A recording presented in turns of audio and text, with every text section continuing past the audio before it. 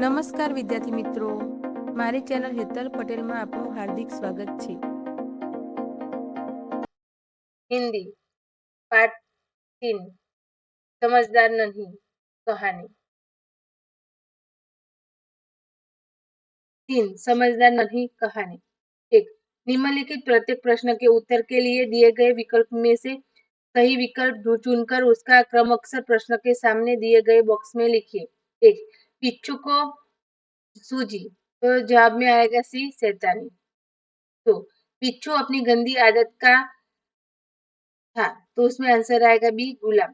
3 बिच्छू के प्राण पुनः किसमें पड़ गए, जवाब सी संकट में।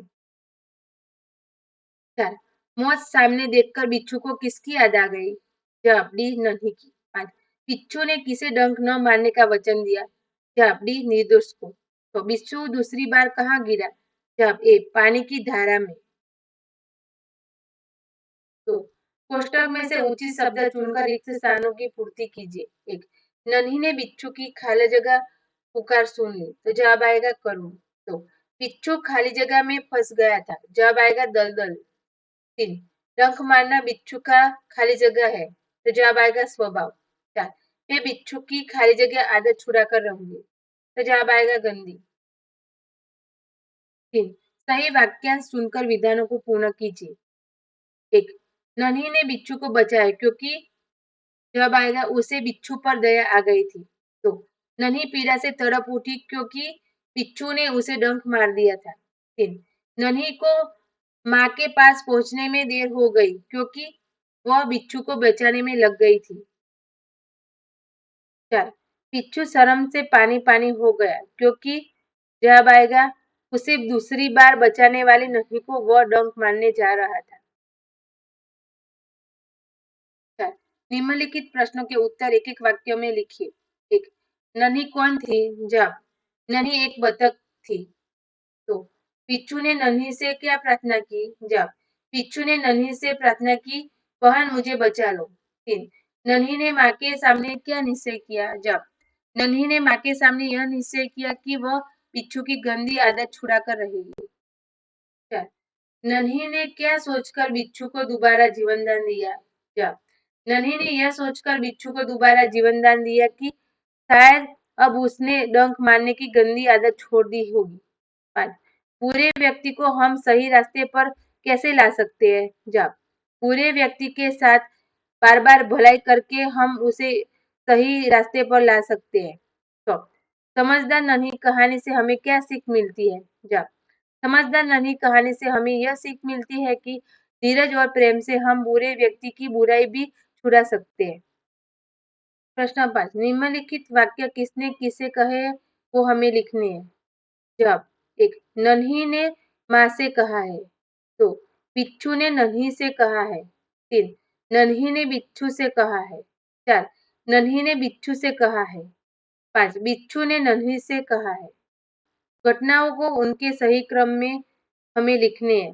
तो जवाब में आएगा नंबर 1 पे 1 नन्ही ने बिच्छू को दलदल में फंसा हुआ देखा। 2 नन्ही बिच्छू की आवाज सुनकर दौड़ती आ गई।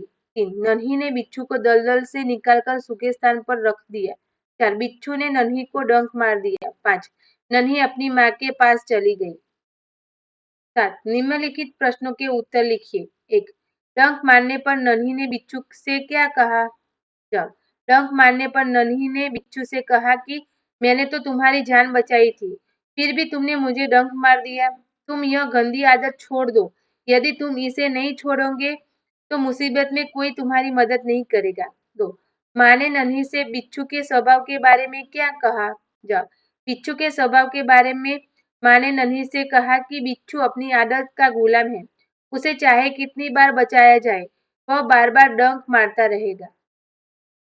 3 बिच्छू को क्यों पछतावा हुआ, जवाब नन्ही ने बिच्छू के साथ भलाई की थी, फिर भी बिच्छू ने डंक मारने की आदत नहीं छोड़ी। उसने दूसरी बार नन्ही को डंक मारने की कोशिश की। इस बार उसे अपनी गलती समझ में आई, इसलिए बिच्छू को पछतावा हुआ। 4 नन्ही बतख का स्वभाव कैसा था, जवाब नन्ही की माँ ने उसे सिखाया था कि वह भलाई के काम करे। जो नन्ही के साथ बुरा बर्ताव करता था उसके साथ भी वह भलाई करती थी। किसी से बदला लेने के लिए वह अपनी अच्छी आदत छोड़ना नहीं चाहती थी। मुसीबत में पड़े हुए को बचाना वह अपना फर्ज समझती थी। इस प्रकार सबकी भलाई करना नन्ही बतख का स्वभाव था। 8. निम्नलिखित शब्दों के समानार्थी शब्द लिखिए। 1. नदी, सरिता। 2. स्थान, जगह। 3. स्वभाव, आदत। 4. मुसीबत, विपत्ति। 5. प्रसन्न, खुश। 6. थिरकना, तो जवाब में आएगा नाचना। 9. निम्नलिखित शब्दों को शब्दकोश के क्रम में लिखिए। तो आंसर में आएगा, जवाब में आएगा डंक, नदी, बिच्छू, मुसीबत, शैतानी। 10. निम्नलिखित वाक्यों में उचित विराम चिन्ह का प्रयोग करके वाक्य फिर से हमें लिखने हैं। तो नंबर 1, बिच्छू बोला, नन्ही बहन आज तुम जीत गई। तो में जवाब आएगा, क्यों भाई, तुमने मुझे डंक क्यों मारा। 3 में जवाब आएगा, बिच्छू भाई ठिठक क्यों गए, डंक मारो। 4 में जवाब में आएगा, भलाई करना मेरा स्वभाव है। 5 में जवाब आएगा, बहन मुझे बचा लो।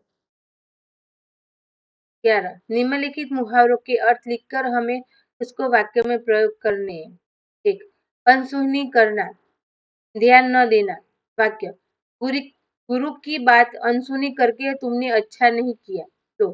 शर्म से पानी पानी होना, बहुत लज्जित होना। वाक्य, सभी के सामने गलती करने पर वह शर्म से पानी पानी हो गया। 3. राह दिखाना, नेतृत्व करना, मार्ग दिखलाना, मार्गदर्शन करना। वाक्य, एक अनुभवी कर्मचारी ने नए लोगों को कंपनी के कार्यप्रणाली की राह दिखाई। 4. थिरकने लगना, खुशी से नाचना। वाक्य, संगीत सुनते सुनते लोग थिरकने लगे। વિડીયો જોવા બદલ આભાર. આશા છે કે તમને વિડીયો પસંદ આવ્યો હશે. તો વિડીયોને લાઇક, શેર અને ચેનલને સબસ્ક્રાઇબ કરજો.